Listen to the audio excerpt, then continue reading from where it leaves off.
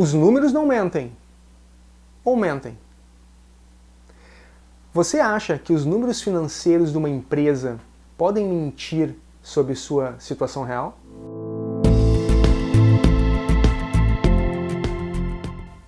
Olá, bem-vindo ao canal. Sou Rafael Desconze. Se você é novo por aqui, nesse canal compartilhe conteúdos sobre finanças, investimentos e economia.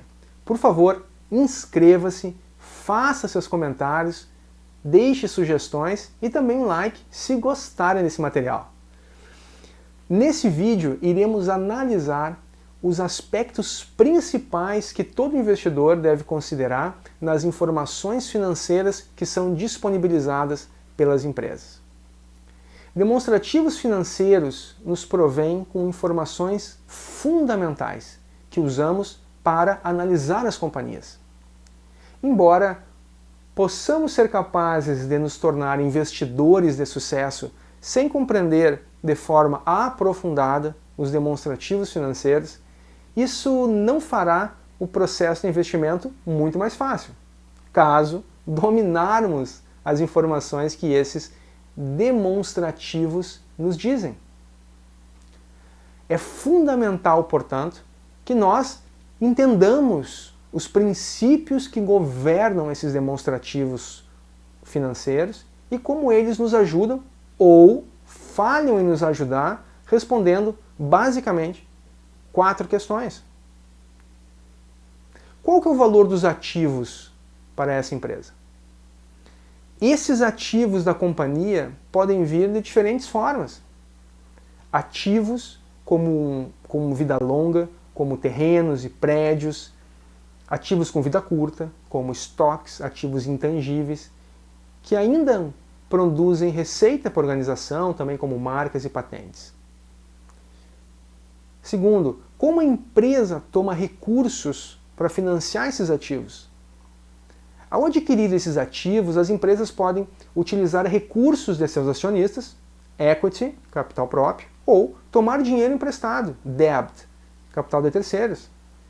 E um mix dessas fontes é provável que se altere à medida que os ativos envelhecem.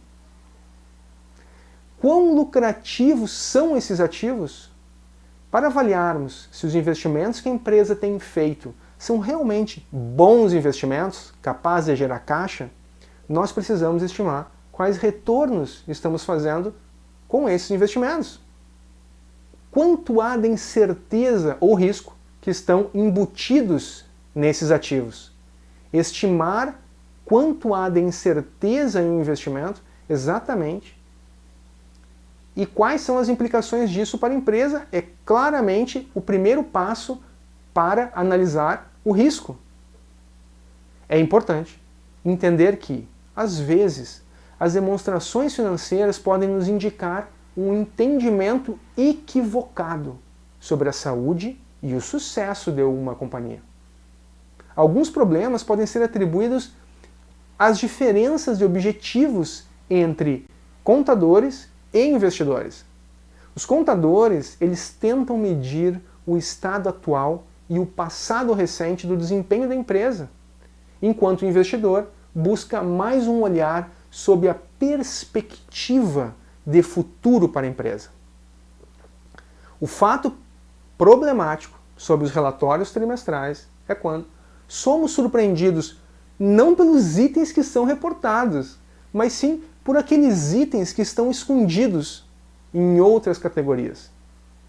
Eu sugiro para você revisar o seguinte checklist que eu preparei sobre relatórios trimestrais para verificar a possibilidade de eventuais distorções.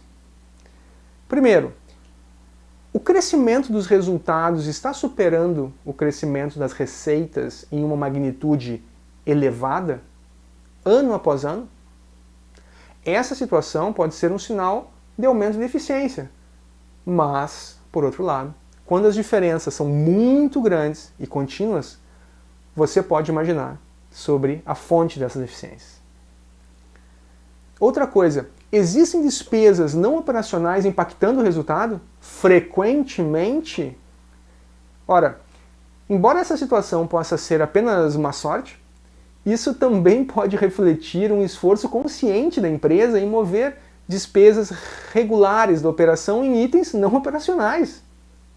Ou ainda, a empresa costuma sempre superar as estimativas trimestrais dos analistas a cada trimestre por R$1 ou R$2?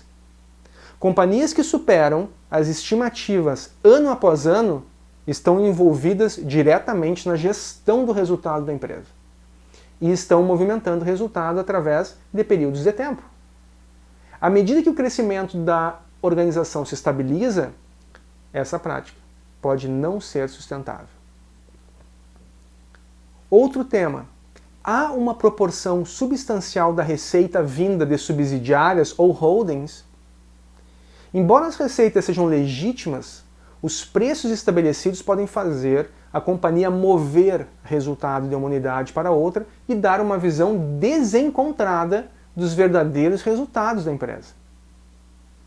Ou ainda, as regras contábeis para avaliação dos estoques ou depreciação, fatores que impactam o caixa, mudam frequentemente.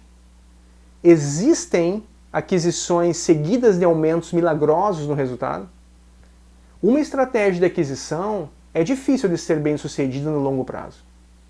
Uma empresa que busca sucesso instantâneo a partir dessa estratégia merece investigação. Mais uma questão. O capital de giro está crescendo à medida que as receitas e os ganhos aumentam? Essa atividade pode, às vezes, nos permitir identificar que as empresas que geram receita por meio de empréstimos a seus próprios clientes. Enfim, nenhum desses fatores, por si só, sugerem que nós devemos reduzir nossa avaliação da companhia. Mas combinações desses fatores podem ser vistos como um sinal de alerta que as demonstrações financeiras devem ser questionadas. Obrigado por assistirem, não esqueçam de se inscreverem no canal, deixem o seu like e nos vemos até o próximo vídeo. Tchau!